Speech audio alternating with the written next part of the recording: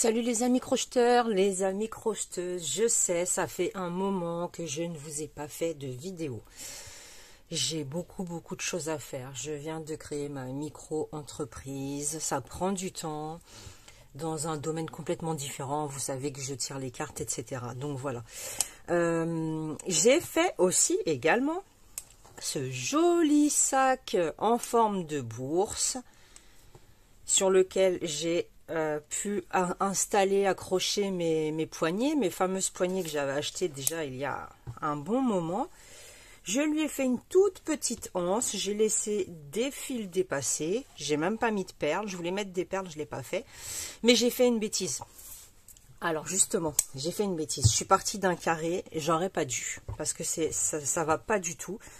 Donc moi je vais vous montrer comment partir d'un cercle. Le carré, je sais pas, je trouve que ça va pas du tout. Vous voyez, j'ai pas coupé les fils à l'intérieur. Je trouve que ça va pas du tout. Mais bon, c'est pas grave. Regardez, si on le remplit, par exemple avec d'autres pelotes, on peut en mettre un dedans quand même. Il a vraiment une belle tenue. Je sais pas si vous voyez bien, il a vraiment une belle tenue. Il tient bien en place. Ça, c'est pas le problème. Le problème c'est le carré. Je sais pas pourquoi je suis partie d'un carré moi aussi au lieu de partir d'un cercle. Je l'ai pas pesé, donc je le pèse. C'est crocheté avec du trapillo les amis, hein, qui m'a été offert gentiment par une merveilleuse abonnée. Donc pour sa confidentialité, son anonymat, je ne dirai pas son nom. 399 grammes, donc presque 400 grammes de trapillo. J'ai mélangé 2 bobines, je vais vous montrer ça. J'ai mélangé du moutarde et un multicolore, mais dans les tons qui allaient ensemble en fait. D'accord? Voilà, donc on va partir d'un cercle. Ça a été crocheté avec, que je ne vous dise pas de bêtises, le 10, le crochet numéro 10, donc le gros crochet. Ça a été crocheté avec ce crochet-là. Si vous avez des poignées, c'est bien. Sinon, vous les faites vous-même. Hein. J'avais envie de les caser quelque part, celles-ci, parce que je m'en étais jamais servi. Je ne sais pas si vous voyez, c'est des écailles de tortue. C'est des poignées, ça s'appelle comme ça, écailles de tortue. J'avais acheté ça sur Amazon. Il y avait 4 poignées, enfin 4 paires de poignées. 17 € je crois. J'avais payé les 4 paires de poignées. J'en avais des toutes marron, des toutes transparentes, celle-ci et les dernières, j'arrive pas à me rappeler parce que j'ai offert le sac que j'avais fait avec, je sais plus. Je ne sais plus les amis, j'ai oublié.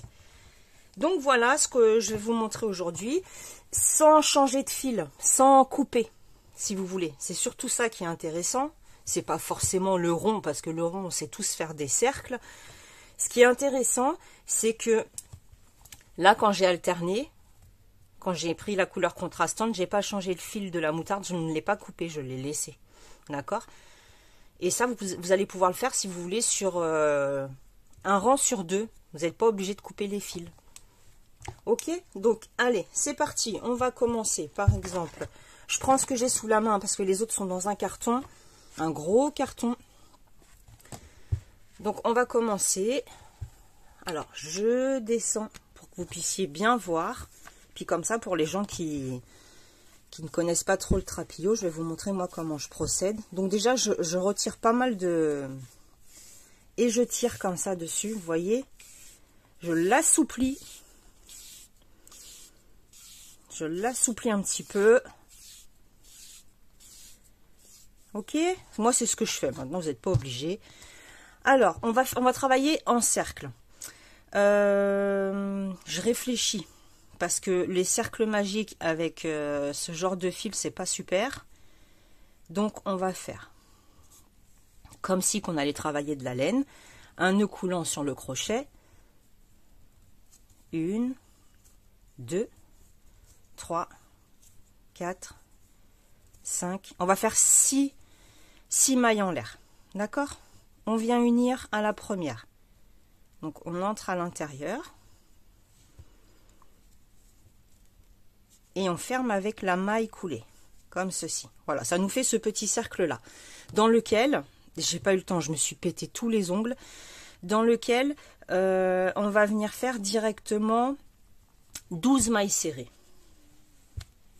Après, si vous voulez, moi j'ai commencé par des mailles serrées, après j'ai travaillé en demi-bride. Mais vous pouvez le faire carrément tout en mailles serrées si vous voulez. Donc, une maille en l'air. Je rentre à l'intérieur.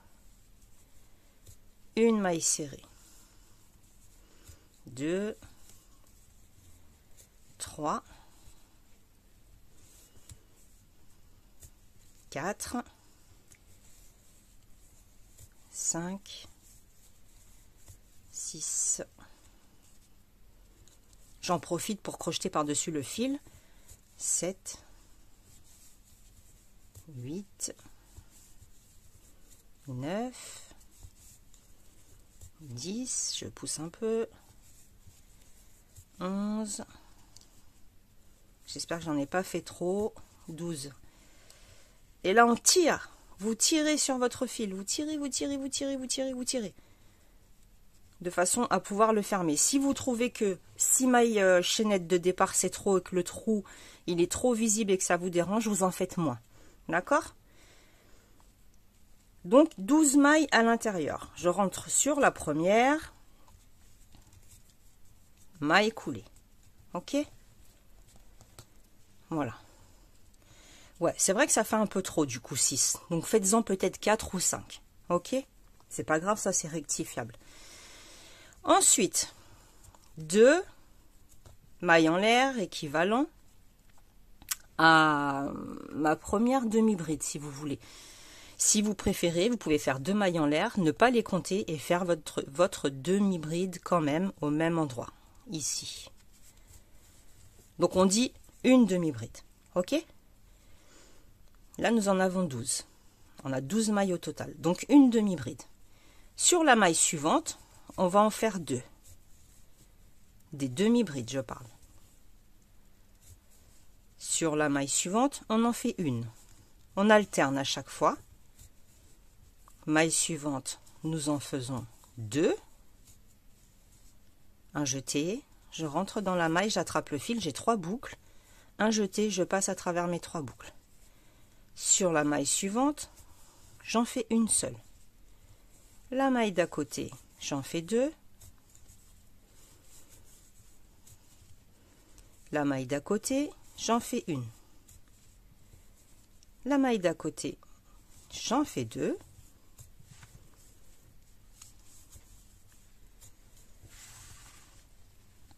Celle d'à côté, une seule.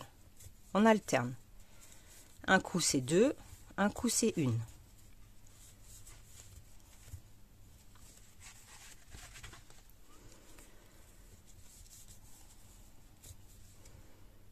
Je me suis pas trompée. 1, 2, 1. Et je termine par 2 parce que j'ai commencé par 1. Hein. Les 2 mailles en l'air, on ne les compte pas.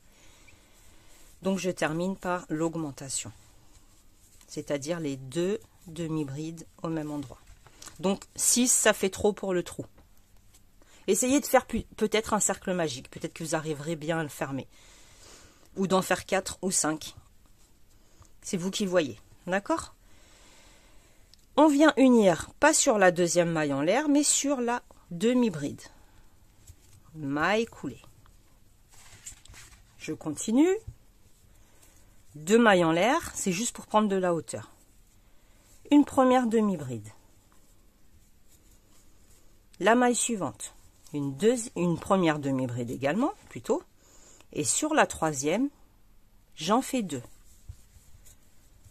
La séquence, ça va être 2 demi-brides à la suite, d'affilée, et une augmentation, si vous voulez. Une première demi-bride toute seule, maille suivante, une deuxième demi-bride toute seule, maille suivante, une augmentation, ça veut dire 2 demi-brides au même endroit. Je recommence. Une demi-bride seule, à côté une demi-bride seule, sur la dernière, 2 demi-brides ensemble, donc l'augmentation. Ok, on fait ça jusqu'au bout. Une toute seule, une deuxième toute seule, sur celle d'à côté, l'augmentation. Et en faisant comme ça, à chaque fois, on va prendre de la hauteur, enfin de la largeur, on va s'agrandir plutôt. Et après, c'est vous qui allez décider combien vous allez faire de tours d'augmentation avant de monter le travail en sac. Alors, une toute seule, deux toutes seules, une augmentation. On recommence une toute seule, deux toutes seules, on termine par l'augmentation, puisque nous avons commencé par une demi-bride seule. À chaque fois qu'on va monter d'un tour, donc on vient unir sur la demi-bride, pas sur la deuxième maille en l'air, hein, sur la demi-bride, ici. À chaque fois que nous allons monter d'un tour, on va rajouter une demi-bride seule avant de faire l'augmentation. Par exemple, 2 mailles en l'air qui ne comptent pas. Première demi-bride. Deuxième demi-bride, toute seule. Troisième demi-bride, toute seule. Et la maille suivante, on lui fait son augmentation. 1, 2. D'accord? Une toute seule. 2 toutes seules. 3 toutes seules. Et l'augmentation. Bon, je pense que vous avez compris. C'est comme avec de la laine, hein, c'est pareil. Donc j'avance jusqu'à la fin et on se retrouve et je vous montre comment je fais moi pour ne pas couper le fil. Bah, de toute façon je le laisse en attente et je le reprends au tour, pas d'après mais celui d'après. Donc 2 toutes seules, je mets sur pause et je reviens. Voilà, j'ai terminé par mon augmentation et là je veux unir mais j'arrête les augmentations. Je veux unir mais je veux changer de couleur. Donc je prépare ma couleur.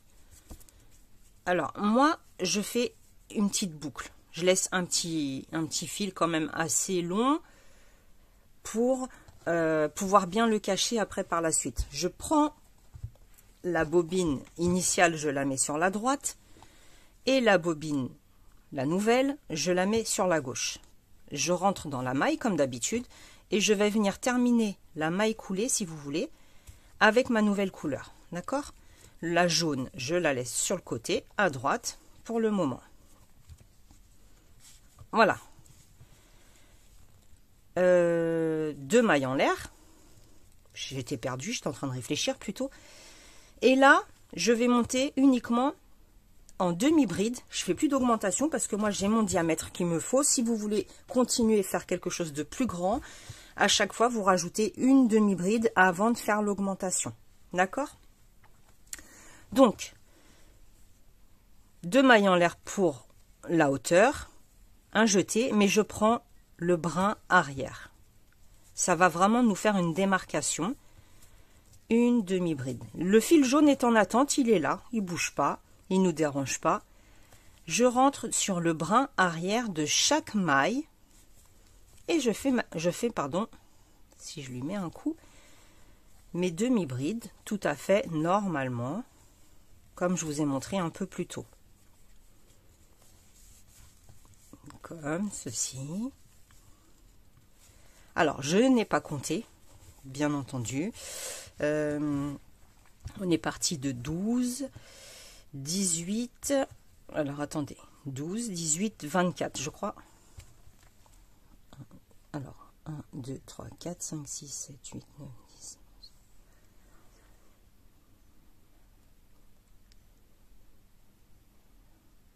11. Non, j'ai dû me planter quelque part, moi. Bref, j'ai pas compté pour après pouvoir faire les... Parce que là, j'ai pas du tout calculé. Hein.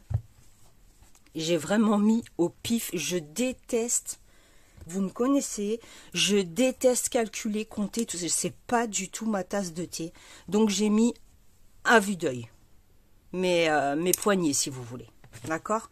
Donc, si le cœur vous en dit, vous comptez, vous séparez pour qu'elle soit bien en face, si vous voulez. J'ai pas du tout envie de compter. Je suis pas une matheuse, pas du tout une. Les maths ne sont pas du tout, mais ça m'embrouille plutôt qu'autre chose. Donc moi, je fais toujours au feeling en général, sauf si j'ai un patron. bien définie auparavant et que je sais combien de mailles je dois faire. Donc là, je fais toutes mes demi-brides sur le brin qui se trouve à l'arrière. Ok. Je voulais remercier tous les nouveaux abonnés. J'ai vu tous vos messages. J'ai vraiment pas eu le temps, vos commentaires.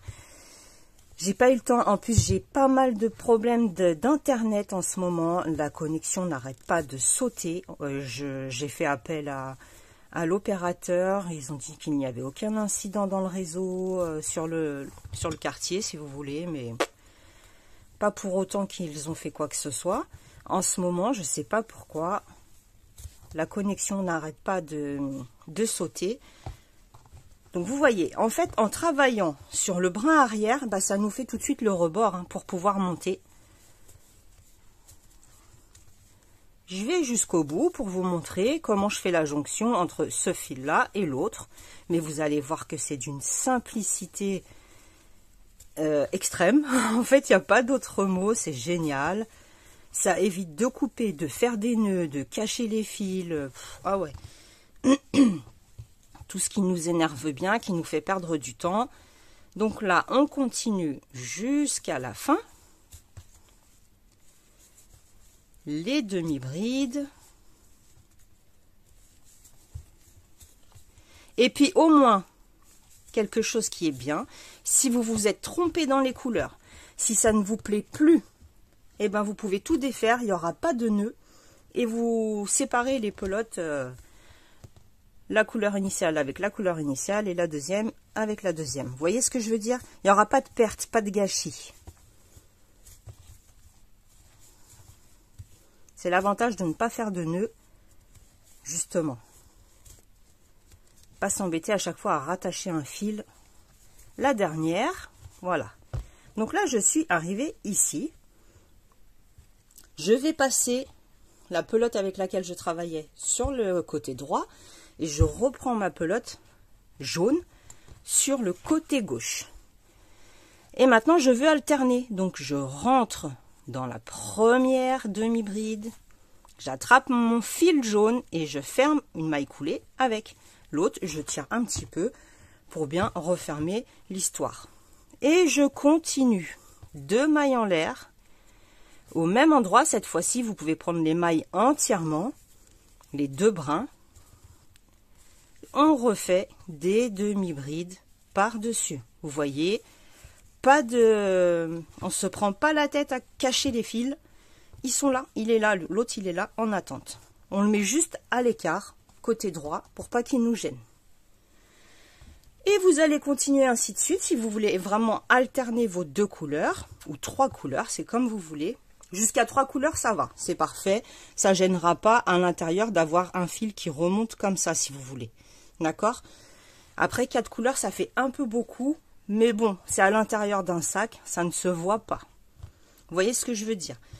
Donc voilà ce que ça va vous donner. Vous allez monter, monter, monter, monter, monter, monter, jusqu'à ce que vous atteigniez la hauteur souhaitée. Et ensuite, si vous avez des poignées, et ben arrive à un moment, tout simplement, vous allez, quand vous êtes à l'avant-dernier tour, vous allez les accrocher en crochetant par-dessus, en rentrant le crochet à l'intérieur et en faisant vos demi-brides parfaitement normalement en fait, si vous voulez. D'accord? Je peux pas vous montrer, j'ai plus de poignées. Je sais pas où elles sont passées. Je crois même que non, j'en avais 4, mais l'autre, je sais pas où elle est. Donc, on crochette par-dessus, tout simplement pour l'accrocher. On fait pareil de l'autre côté. Et j'ai terminé avec un rang complet de mailles serrées cette fois-ci. J'ai terminé avec des mailles serrées. Bon, le nœud, il n'est pas très esthétique ici. J'aurais dû faire la maille invisible. Vous savez, il existe une technique pour ne pas voir. J'avais pas le temps. J'y ai pas pensé sur le moment, honnêtement. Donc voilà. La anse, je vais vous montrer avec quoi je vais vous montrer. Tac, tac, tac. Bah, c'est simple. Je vais vous montrer comme ça. Je vais défaire ici. Comment je l'ai faite. Alors. Parce que là, il va me falloir 2 petites longueurs. Enfin, tout dépend de la taille de la anse que vous voulez. C'est toujours pareil. Vous voyez, il n'y a pas de nœud. Je peux défaire tranquillement. Ok. Alors, là c'est mon départ.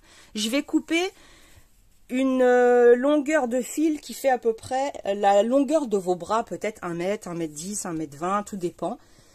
Ça, vous le coupez. Moi là, je vais pas le faire. Je vais pas le couper parce que sinon ça va me faire du gâchis. Comment je pourrais faire Ah, je vais pas défaire tout le jaune.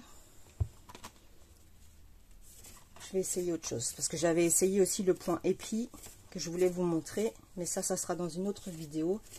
Je l'avais jamais fait, hein. Le point épi, je ne l'avais jamais pratiqué. Et là, bien sûr, je n'ai rien sous la main. Voilà. Alors, comme ça, vous allez bien comprendre. Je reprends mon crochet. Donc, on dit à peu près 1 mètre, 1 mètre 10. Vous laissez une couleur à côté. Vous prenez votre deuxième couleur. Je vais vous montrer avec une seule couleur. Ça va aller plus vite, comme j'ai fait pour lui. En fait, j'ai fait ma boucle, mais j'ai laissé plus d'1 mètre derrière de fil. Voilà, comme ça vous comprenez, il n'y a pas besoin de se compliquer la vie en vrai. On fait une première avec le fil de la pelote, pas avec le fil qui reste derrière nous. On fait une première maille serrée. Ensuite, avec le fil qui est derrière nous, on fait un jeté. Et avec le fil de la pelote, vous allez voir, ça va venir tout seul. On fait une maille serrée. Le fil qui est derrière, un jeté. Le fil de la pelote, une maille serrée. Le fil derrière, un jeté. Le fil de la pelote, une maille serrée. Un jeté, une maille serrée. Le fil derrière, un jeté. Avec le fil de la pelote, on fait la maille serrée. Et ça va nous former cette petite anse qui est bien solide.